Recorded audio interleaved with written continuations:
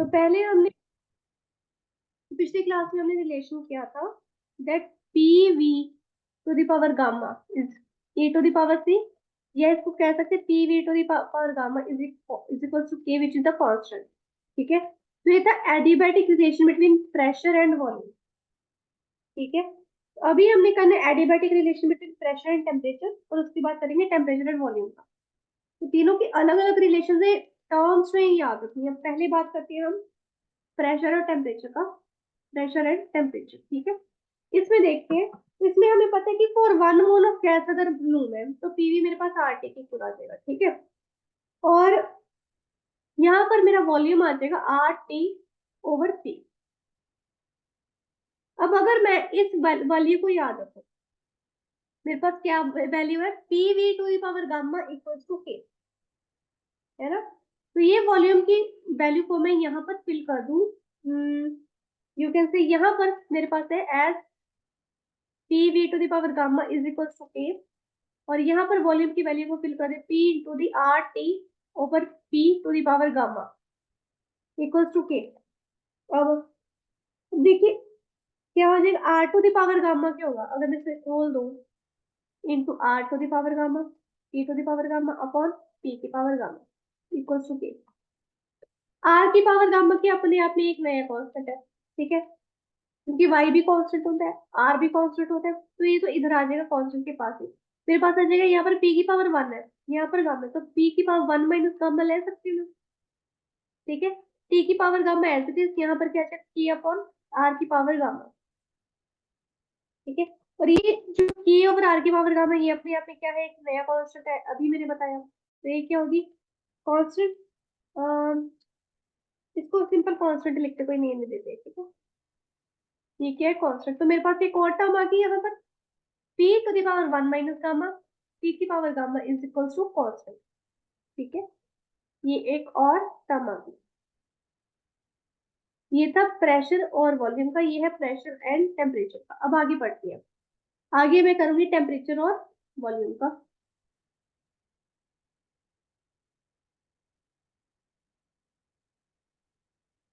बहुत easy chapter है ये, पता ही नहीं लगना कब खत्म हो जाएगा। Temperature and volume, temperature and volume में क्या करेंगे अब, मेरे पास यह सेम रिलेशन है, PV equal to r t, same relation है। अब इसमें मैं प्रेशर लूंगी, प्रेशर की वैल्यू आ जाएगी आर टी ओवर बी।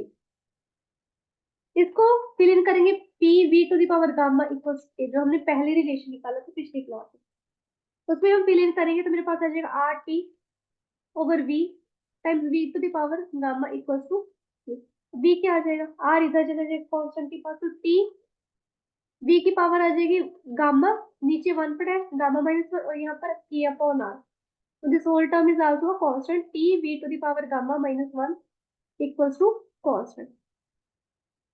तो ये अपने आप में क्या है, एक और रिलेशन निकल के आ गया। मैं यहाँ पर साइड पे लिख देती हूँ, अगर हमें टाइम बचा तो हम न्यूमेरिकल प्रैक्टिस करेंगे, क्वेश्चन प्रैक्टिस, तो उसमें ये मेरे पास वैल्यूज की सारी की सारी काम आएंगी।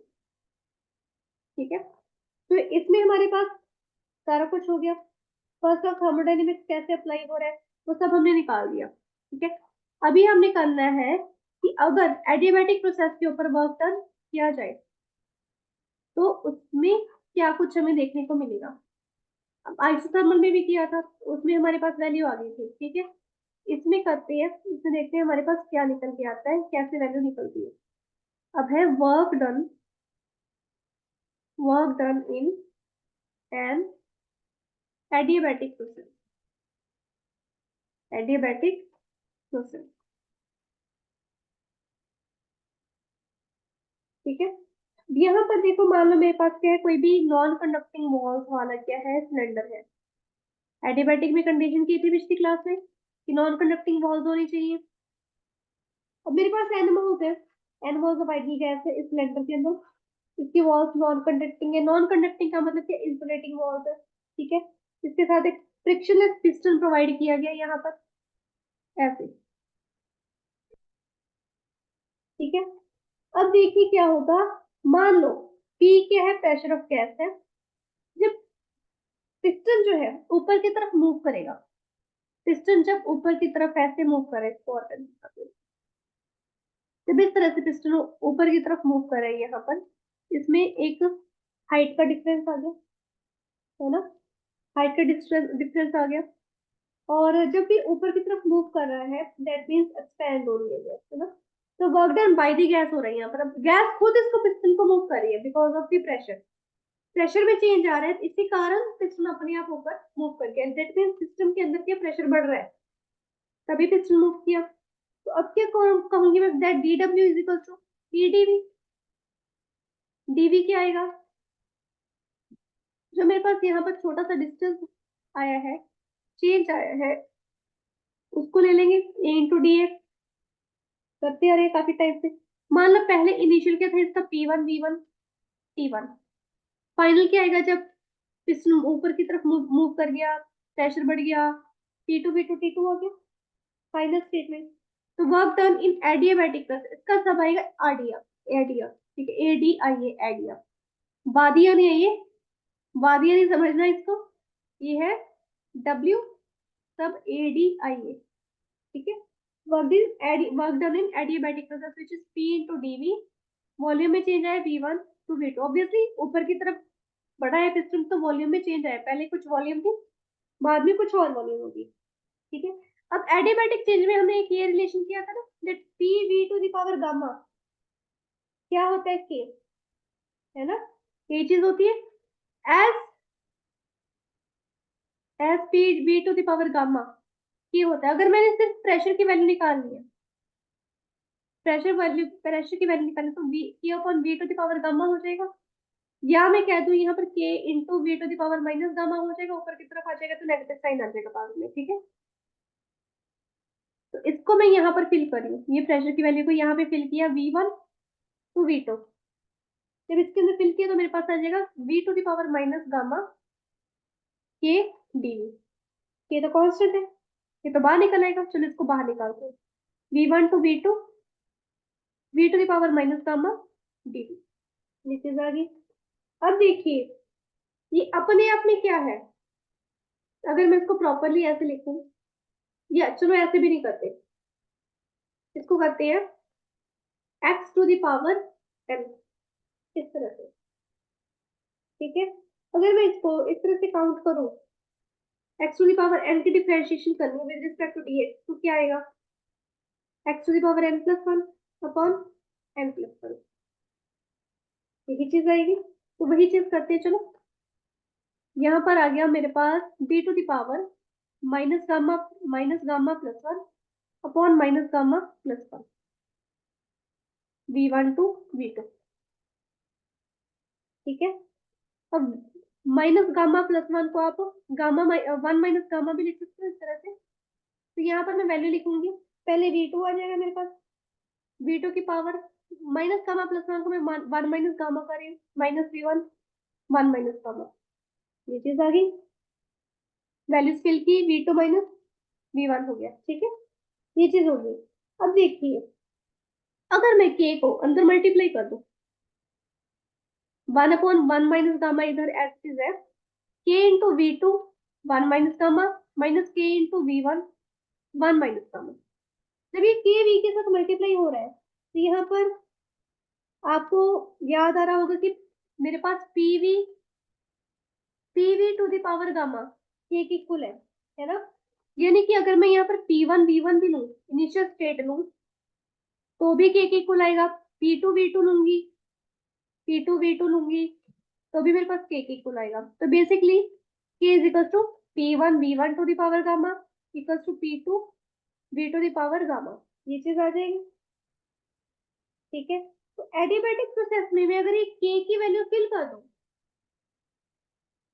के की वैल्यू कैसे फिल करूंगी, देखो one upon one minus gamma, जहां पर तो V2 है, जहां पर तो V2 है, वहां पर मैं क्या करूंगी,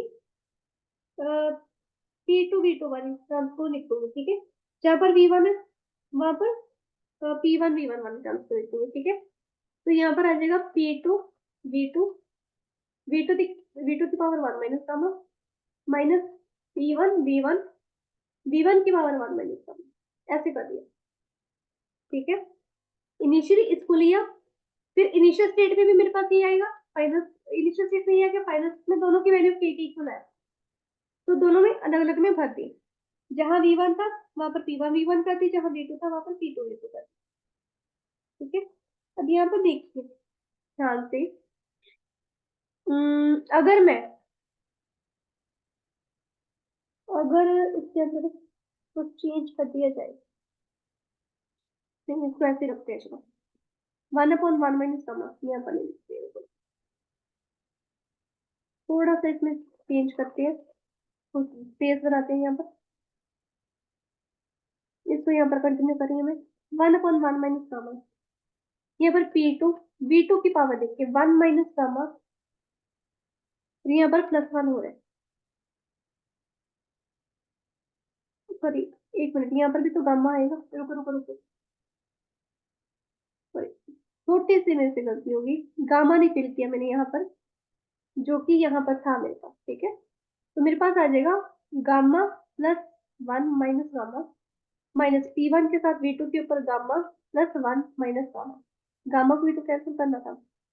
ठीक है, 1/1 माइनस गामा, ये पर गामा के साथ गामा गया, यहाँ पर भी गामा के साथ गामा गया, P2 V2 minus P1 V1। आप चाहो तो यहाँ से माइनस कॉमन निकाल सकते हो, यहाँ पे -1 हो जाएगा, यहाँ पर गामा -1 होगी, यहाँ पे -1 कॉमन निकलते तो P1 V1 minus P2 V2 हो जाएगा। ठीक है, माइनस के साथ माइनस कैंसिल, तो ये भी इक्वेशन आ सकती है 1/गामा-1 P1 V1 minus P2 V2, ऐसे भी सही है ऐसे भी सही है, दोनों टर्म्स में सही है।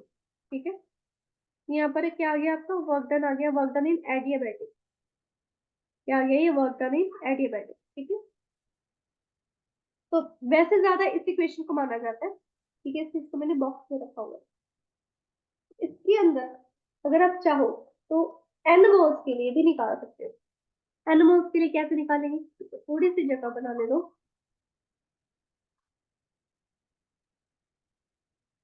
ये वाले एडियाबैटिक वाले सारे जो है हमारे पास रिलेशन आए हैं, इनकी आपको प्रैक्टिस करनी पड़ेगी, एक दो बार लिख के देखोगे तो आपको प्रैक्टिस हो जाएगी। ठीक है, अब देखिए मेरे पास वर्क डन इन एडियाबैटिक अभी तक क्या आया है, 1/गामा-1 P1 V1 minus P2 V2। ठीक है, अब देखिए अगर मैं एनिमल्स के लिए लूँ तो मेरे पास P1 V1 क्या आएगा, एन आर P1 आ जाएगा, और इनिशियल स्टेट के लिए ये है, फाइनल स्टेट के लिए ये है एन आर P2 आ जाएगा। तो यहाँ पर P1 V1 की जगह पे ये वैल्यू फिल कर देती हूँ, P2 V2 की जगह पे ये वैल्यू फिल कर देती हूँ, देखते हैं क्या बनता है। 1/गामा-1 मेरे पास आ जाएगा N R P1 minus N R P2, N और आर कॉमन बाहर निकल गए, एडियाबैटिक 1/गामा-1 1 भी नहीं, एन और आर एन एंड आर बाहर निकल आए, तो T1 माइनस T2 आ रहा है। ये भी एक work done in adiabatic process की इक्वेशन है। दोनों इक्वेशन अगर प्रेशर और वॉल्यूम की टर्म्स में आ रही है तो ये, अगर टेम्परेचर की टर्म में आ रही है तो ये करनी है। ठीक है, और एक चीज याद रखना, जब भी वर्क डन बाय गैस होगा during the adiabatic expansion, when it is when it is work done by gas during adiabatic expansion, अभी हमने एक्सपेंशन ही किया था, ऊपर की तरफ चला गया था पिस्टन, एडियाबैटिक प्रोसेस नहीं लिखते, चलो एक्सपेंशन लिखते हैं, एक्सपेंशन। जब ये चीज होगी, मेरे पास जो वर्क डन एडियाबैटिक है हमेशा उसकी वैल्यू क्या है, ग्रेटर देन 0 आएगी, और जो मेरे पास T2 की वैल्यू होगी हमेशा T1 से कम होगी, तभी ग्रेटर देन 0 आएगी, वरना अगर नेगेटिव होगी वैल्यू, अगर यहाँ पर मेरे पास T1 बढ़ गया T2 से, सॉरी T1 कम हो गया T2 से, तो क्या होगा, नेगेटिव वैल्यू आएगी, तो फिर वो तो लेस देन 0 हो जाएगी ना। ठीक है, हमेशा T2 क्या है, लेस देन होगा T1 से, माइनस कर दिया, सॉरी लेस देन होगा, दैट मीन्स जो टेम्परेचर है वो गैस का हमेशा डिक्रीज होगा। एक्सपेंशन में टेम्परेचर जो है गैस का डिक्रीज होता है, तो यहाँ पर इसका प्रूफ भी आता है। अगर अगर work is done on the gas, if work is done on the gas, तब ये कब होगा, ये होगा ड्यूरिंग एडियाबैटिक कंप्रेशन, कब होगा, ड्यूरिंग एडियाबैटिक कंप्रेशन। उसमें क्या होगा, जो वर्क डन है मेरे पास उसकी वैल्यू लेस देन 0 आ जाएगी। लेस देन 0 होगी दैट मींस T तो बढ़ गया T1 से। जब ये चीज होगी तो टेम्परेचर क्या है गैस का, बढ़ जाएगा, टेम्परेचर राइज हो जाएगा। ठीक है, अब बात करते हैं first law of thermodynamics applied to, next topic है हमारा isochoric process. First law of thermodynamics, first law of thermodynamics applied to isochoric process. Isochoric process कौन सी होती है, कर्व याद आ गया, वॉल्यूम क्या होगी कांस्टेंट होगी, वो प्रोसेस, वो थर्मोडायनेमिक प्रोसेस जिसमें मेरे पास वॉल्यूम जो है कांस्टेंट होगी। तो देखो जब वॉल्यूम कांस्टेंट है, जब मेरे पास वॉल्यूम कांस्टेंट है तो मेरे पास डेल्टा वी क्या हो जाएगा 0। तो फर्स्ट ऑफ थर्मोडायनेमिक्स क्या होता है, delta Q is equal to delta U plus P delta V. जब मेरे पास ये सारी की सारी टर्म 0 होगी तो मेरे पास ये दोनों आपस में इक्वल आ गई। ठीक है, एक तो ये हो गया, दोनों आपस में इक्वल आ गए। तो आइसोकोरिक प्रोसेस में जब मेरे पास कांस्टेंट वॉल्यूम है तो मैं ये भी कह सकती हूँ that it is equals to NCV delta T, it is equals to NCV delta T। अब ना आपके माइंड में वैसे एक क्वेश्चन आया नहीं है, पिछली क्लास में भी मैंने यही चीज करवा दी थी, एन लिख दिया था, आपने कहा नहीं एक बार भी कि एम क्यों है। देखो बेटा, ये है मोलर स्पेसिफिक हीट कैपेसिटी। जब भी हम एम की बात करते हैं, जब मेरे पास है M C V delta T, उसमें स्मॉल सी लगता है, वो जो स्मॉल सी होता है ना, वो आप कह सकते हो कि स्पेसिफिक हीट कैपेसिटी है। सिंपल वाली means for gram, this one is for gram, gram specific heat capacity. ठीक है, ग्राम स्पेसिफिक हीट कैपेसिटी। तो एस में एम इज इक्वल टू 1 ग्राम 2 ग्राम ऐसे है, जो एम है it is a number of moles. ठीक है, तो मोलर स्पेसिफिक हीट कैपेसिटी ये होता है। अच्छा, एक रिलेशन साथ के साथ याद रखो, जो कैपिटल सी भी होता है, कैपिटल सी हमेशा मोल्स के लिए होता है, जो स्मॉल सी होता है वो क्या है, हमेशा ग्राम वाले के लिए होता है। ठीक है, तो कैपिटल सी भी जो है हमेशा molecular mass times small C भी के इक्वल आता है। जो कैपिटल सी पी होता है वो molecular mass and small C P के इक्वल आता है। तो अगर आपको ग्राम स्पेसिफिक हीट कैपेसिटी पूछ ली जाए इससे, किसमें आइसोकोरिक प्रोसेस में, तो आपको तो सीवी की वैल्यू पता है, सीवी की वैल्यू, सीवी तो पता है ना, आपको इनो की गैस दे दी जाएगी, मान लो ऑक्सीजन दे दी, ऑक्सीजन का आपको मोल्स पता है, उसका मॉलिक्यूलर फॉर्मूला पता है, मोलर मास पता है, मोलर मास क्या होगा 16 हो जाएगा, 16 फिल कर दोगे तो यहाँ से आपको जो भी आपको मोल सी जाएंगे अपॉन सीवी, सॉरी एम करके आप स्मॉल सीवी की वैल्यू निकाल लोगे, यहाँ पे फिल कर दोगे। ठीक है, तो इस तरह से आप इसको यूज कर सकते हो। सिमिलरली अगर मैं फर्स्ट ऑफ थर्मोडायनेमिक्स को यूज करूं और आइसो, या मैं कह दूं बेसिकली साइक्लिक प्रोसेस की बात कर लेते हैं। साइक्लिक प्रोसेस में अगर मैंने इसको अप्लाई करना हो तो क्या होगा,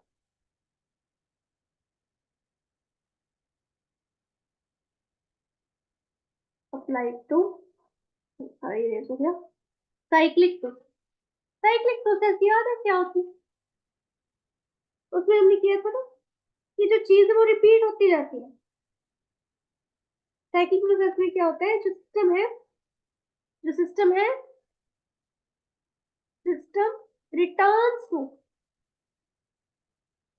टू इट्स इनिशियल स्टेट, घूम घुमा के वहीं आ जाता है, भूल भुलैया होती है एक तरह। After undergoing series of changes, जितने मर्जी चेंजेस हो जाए, वॉल्यूम बढ़ गई कम होगी, प्रेशर बढ़ गया कम हो गया, टेम्परेचर बढ़ गया कम हो गया, हीट एक्सचेंज हुई नहीं हुई, कुछ भी हुआ हो, सिस्टम जो है अपनी इनिशियल स्टेट में वापस आ जाएगा। जब वो इनिशियल स्टेट में वापस आ ही गया, दैट चेंज इन एनर्जी तो कुछ आया ही नहीं, घूम घुमा के वहीं पे आ गए। जितना पहले प्रेशर था उतना ही अप हो गया, जितना पहले वॉल्यूम था उतना ही फिर हो गया चेंजेस आके, जितना पहले टेम्परेचर था उतना ही अप हो गया, इतने चेंजेस थे। तो सारा का सारा तो वैसे ही रिस्टोर हो गया ना। तो डेल्टा यू यानी कि एनर्जी तो उतनी ही रही, कंजर्व्ड रही। इंटरनल एनर्जी जब कंजर्व्ड रहेगी तो फिर उसका जो चेंज है वो तो जरूरी होगा। तो इन दैट केस मेरे पास क्यू जो है वो डब्ल्यू के इक्वल आ जाएगा। ये होता है, बार बार लिखना पड़ेगा क्या, ये जीरो होगी तो ये चीज आ गई। साइक्लिक प्रोसेस में जो है total heat absorb by the system है किसके इक्वल होता है, वर्क डन बाय सिस्टम। ये लिख लो, in a cyclic process, in a cyclic process total heat absorb by the system, by a system is equal to, is equal to work done, work done on the system। ठीक है, इस तरह से हमारे पास ये हो जाता है। अब अगर यही सेम चीज में फर्स्ट ऑफ थर्मोडायनेमिक्स आइसोबारिक पे अप्लाई कर दो। आइसोबारिक क्या था, बीपी, बीपी क्या था, isobaric process, BP, that means मेरे पास प्रेशर क्या होगा, कांस्टेंट होगा। जब प्रेशर कांस्टेंट हो गया तो क्या होगा,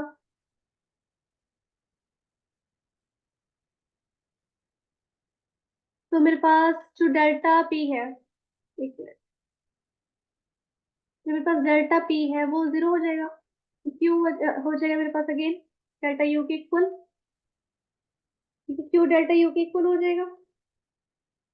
जब ये चीज आएगी, चलो अगर मैं इसका वर्क डन फिर भी फाइंड आउट करने की कोशिश करूँ, तो उसमें जो है आइसोबैरिक में सिर्फ प्रेशर ही है जो मेरे पास तो कांस्टेंट रहता है। ठीक है, तो जैसे कि मेरे पास फ्रीजिंग ऑफ वाटर है, फॉर्मेशन ऑफ स्टीम है, इन केसेस में क्या प्रेशर कांस्टेंट रहता है, किस किस में, फ्रीजिंग ऑफ वाटर,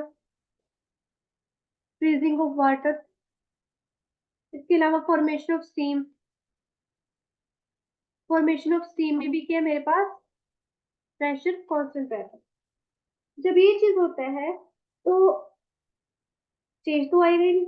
फिर जो अगर मैं वर्क डन निकालने की कोशिश करूँ, मेरे पास क्या आएगा, V1 to V2, P into D V, P बाहर निकल गया, V1 to V2, dV आ गया, dV का सिंपल x का क्या होगा, D, अगर dx का मैंने इंटीग्रेशन करा उसके पास वो x आ जाता है। ठीक है, तो P इंटू वी की पावर, v की पावर है, v तो लिमिट है, यहाँ पर आ जाएगा P into V2 minus P1, बस ये आएगा। P की जगह के P अगर मैं लिख दूं, मेरे पास है, जैसे मेरे पास यहाँ पर है ना P V equal to N R T, है ना, तो ये चीज है मेरे पास। ये वी की जगह पे अगर मैं कर दूँ तो वो आ जाएगा, हाँ, वी अगर मैं लिख दूँ N R T upon P, है ना, तो अगर वी है तो वी वन क्या होगा, N R P one upon P one, P तो कॉन्स्टेंट है, चलो वो तो पी रहेगा, वी टू क्या होगा, N R P two upon P, ये चीज आ जाएगी, है ना, ये हो जाएगा हमारे पास।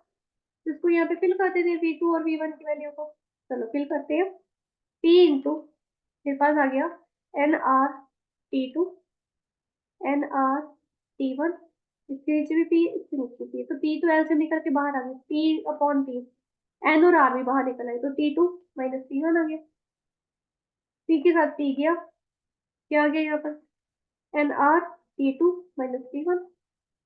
प्रेशर वॉल्यूम के टर्म में भी है मेरे पास, टेम्परेचर के टर्म में भी है, तो यहाँ पर आएगा, यहाँ पे नहीं आएगा। ठीक है, तो ये आ गया मेरे पास वर्क डन। अब आगे बढ़ते हैं, जो फर्स्ट लॉ ऑफ थर्मोडायनेमिक्स है, देखो छोटे छोटे से टॉपिक है, छोटी छोटी सी बातें हैं, वही थी अभी 2 क्लासेस से वही करें, फिर इसके कुछ प्रैक्टिस प्रॉब्लम है वो करेंगे, उसके बाद हम इसका हीट इंजन पढ़ेंगे। ठीक है, देखिए मेरे पास मान लो यहाँ पर बॉइलिंग हो रही है, बॉइलिंग की प्रोसेस हो रही है, कि मैंने क्या बॉईल करना है या मेल्ट करना है किसी भी सब्सटेंस को, मेरे पास कुछ लिक्विड है उसको बॉईल करना है, कोई सब्सटेंस है उसको मैंने मेल्ट करना है, उसमें अगर मैंने फर्स्ट ऑफ थर्मोडायनेमिक्स को अप्लाई करना है तो कैसे करेंगे, तो इसका मतलब बेसिकली आपका 2-3 क्लासेस पहले आपको जो लग रहा था कि मेरा फर्स्ट ऑफ थर्मोडायनेमिक्स खत्म हो गया, वो खत्म नहीं हुआ था। ये बहुत लंबा टॉपिक है, इस चैप्टर में फिजिक्स में बहुत लंबा टॉपिक है, तो इसे करना ही पड़ेगा आपको, आगे के आगे बढ़ना ही पड़ेगा। ठीक है, तो अप्लाई तो नहीं करेंगे first of thermodynamics during during क्या है मेरे पास, बॉइलिंग एंड मेल्टिंग, ये दोनों करेंगे। ठीक है, ड्यूरिंग बॉइलिंग एंड मेल्टिंग। मान लो बॉइलिंग प्रोसेस में क्या है, मेरे पास एम मास है, एम मास है किसी भी ऑब्जेक्ट है, ऑब्जेक्ट भी नहीं, कोई लिक्विड है, उसका मास है एम। ठीक है, मास है मेरे पास एम, उसको हीट किया जा रहा है लिक्विड को। बॉयल तभी होगा जब हीट करेंगे, फ्रीज करने से तो बॉयल नहीं होगा ना, उसको हीट किया जा रहा है, उसको एक टेम्परेचर पे हीट किया जा रहा है। ठीक है, ऑब्वियसली टेम्परेचर कॉन्टिन्यूसली बढ़ रहा है, चेंज हो रहा है, एक टेम्परेचर पे उसको हीट किया जा रहा है, उसकी वॉल्यूम में भी क्या है, चेंज आ रहा है। मान लो इनिशियल वॉल्यूम है वी आई, फाइनल वॉल्यूम है वी एफ। ठीक है, वी एफ क्या है, वेपर स्टेट के बेसिकली, जब वो बॉयल हो गया वेपर की है वॉल्यूम, ये आ रही है। तो work done by the liquid during its expansion at temperature T, क्या होगा, वो होगा डेल्टा डब्ल्यू ही लेंगे, चेंज आ रहा है obviously, P into delta V, P into delta V क्या आ जाएगा, V F minus V I. मान लो एल क्या है, एल है मेरे पास latent heat of vaporisation of liquid, क्या है, latent heat of vaporisation, heat of vaporisation of liquid. तो इससे हमें पता क्या चल रहा है, पर यूनिट मास मुझे कितनी हीट चाहिए to change from liquid to vapour से, क्या कहता है ये, per unit mass, per unit mass heat required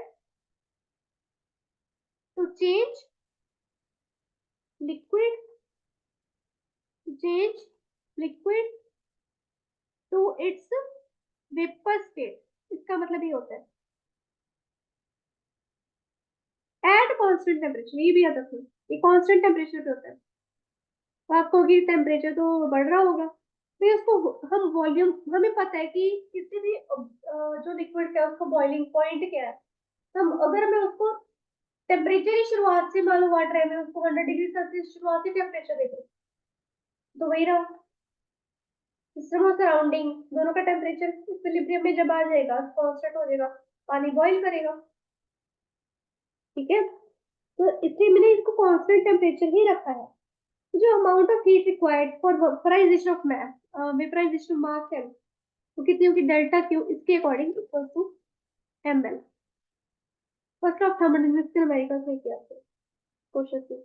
मान लो अब इसके इंटरनल एनर्जी में चेंज आ रहे हैं, यू आई की इनिशियल इंटरनल एनर्जी थी, ठीक है, यूएस की फाइनल इंटरनल एनर्जी थी, तो मेरे पास यहाँ पर क्या होगा, अगर मैं इसको इक्वेशन को भी यहाँ पे लूँ, मेरे पास डेल्टा क्यू आ जाएगा, delta U plus delta W. ठीक है, डेल्टा यू आ जाएगा U F minus U I, delta W आ जाएगा P into V F minus V I, delta Q की जगह पे आ जाएगा M into latent heat of vaporisation. तो यहाँ पर मेरे पास U F minus U I की वैल्यू आ जाएगी M into L minus P into V F minus V I, ये आ गया। अगर मेरे पास ये सारी के सारी टर्म्स पता हो तो मैं क्या है, चेंज इन इंटरनल एनर्जी को डिटरमाइन कर सकते हैं, यानी कि ये वाली सारी टर्म्स अगर मुझे पता हो तो मैं चेंज इन इंटरनल एनर्जी या वेपर फेज की वॉल्यूम क्या है वो निकाल सकते हैं। ये बॉइलिंग का था, इस सारा का सारा बॉइलिंग का था। अभी मेल्टिंग का करते हैं, अभी करते हैं मेल्टिंग का। तो मेल्टिंग में देखिए क्या होगा, ये है मेरे पास मेल्टिंग में, देखिए मेल्टिंग में मान लो मेरे पास एम मास ऑफ सॉलिड है, उसको हीट किया जा रहा है एक स्टैटिक पॉइंट पे, जब सॉलिड मेल्ट होगा उसका चेंज इन वॉल्यूम क्या है, नेग्लिजिबली स्मॉल होगा, मेल्ट ही हो गया जब, चेंज इन वॉल्यूम क्या, नेग्लिजिबली स्मॉल, इतना छोटा कि it will be approximately equal to zero. जब ये अप्रोक्सीमेटली इक्वल टू जीरो हो गया तो ये सारे टर्म तो जीरो हो गए। अब यहाँ पर जो एल होगा, बॉइलिंग के लिए था latent heat of vaporisation of liquid, यहाँ पर जो L होगा वो होगा latent heat of fusion, latent heat of fusion of solid, ठीक है। अब ये क्या बता रहा है, heat required per unit mass to change from solid to liquid phase, to change solid to its, change solid to its liquid phase, liquid phase लिख देते स्टेट नीचे, ठीक है। स्टेट तो आई नहीं, प्रॉपर लिक्विड मेल्टेड है, ठीक है। अब यहाँ पर कांस्टेंट टेम्परेचर लेंगे, कांस्टेंट टेम्परेचर के साथ साथ प्रेशर भी कांस्टेंट ही होगा, क्यों बेटा, उसका चेंज ही अप्रोक्सीमेटली प्रेशर, हाँ कांस्टेंट प्रेशर होगा हमारे पास, जो वॉल्यूम है उसमें चेंज आता है तो वो नेग्लिजिबल स्मॉल होता है, ठीक है। तो प्रेशर भी कांस्टेंट होगा हमारे पास और टेम्परेचर भी कांस्टेंट होगा। अब देखिए यहाँ तक पहुंचे हैं, तो amount of heat required for fusion M into L हो गया, यूएफ और यूआई क्या आ गया, वही initial and final values of internal energy, first of thermodynamics यहाँ पे अप्लाई करती है, यहाँ पे अप्लाई करेंगे। देखो क्या चेंज आता है, ये तो सारी टर्म यहाँ पे जीरो है, चलो इसको तो उठाते हैं। यहाँ पर यूएफ माइनस यू है, ये मेरे पास इसके बोला, बस यही चीज हुई है। देखिए मेरे पास ये टर्म तो जीरो थे, डेल्टा डब्ल्यू, ये तो मेरे पास प्लस जीरो हो गया, पीछे क्या बचा, यही बचा, यूएफ माइनस यू है चेंज इन इंटरनल एनर्जी, और डेल्टा क्यू क्या गया, इनटू एन रेटेड हीट ऑफ फ्यूजन आ गया यहाँ पर, ठीक है। तो ये जो इंटरनल एनर्जी है सिस्टम की वो इंक्रीज होती है बाय ml, ठीक है, during the melting process, clear. तो यहाँ तक आपका सारा टॉपिक कवर हो चुका है। नेक्स्ट क्लास प्रॉब्लम फेस होगी, जो भी देखिए इसके बेसिस पे जो अभी तक आपके केस बहुत सारी प्रॉब्लम्स आती हैं, तो वो सारी की सारी प्रॉब्लम्स को डिस्कस करेंगे, कोशिश करेंगे 4 से 5 प्रॉब्लम्स डिस्कस कर लें, और उससे अगली क्लास में हम करेंगे हीट इंजन, ठीक है। तो दैट्स सब for now for this class.